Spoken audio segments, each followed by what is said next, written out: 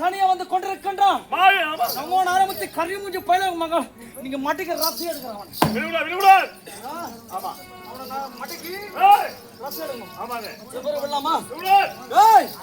இப்போதே செல்கிறேன்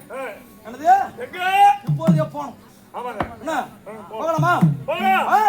இருந்தால் விடக்கூடாது